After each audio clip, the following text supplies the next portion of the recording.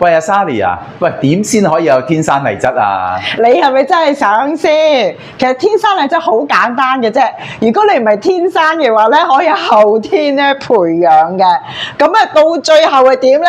你可以喺度咧又後生咗啦，皮膚有彈性啦，身形就會靚噶啦。係咪咁容易啊？點搞啊？咁啊，容易咧就唔容易嘅，不過好簡單。最緊要你揾一個啱嘅教練，其實咧去幫你咧度身訂造，從你嘅飲食啦，從你嘅皮膚啦，但係最緊要咧，除咗師傅話齋五行之外咧，最緊要係思維。首先要改變一下思維，你確實係靚女嚟㗎，不過咧埋沒咗少少。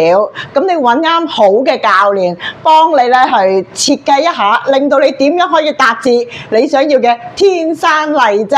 咁啊，記得 subscribe、share 同埋你留言，我要變靚，咁就得㗎啦。即刻就要揾阿 Sally 啦！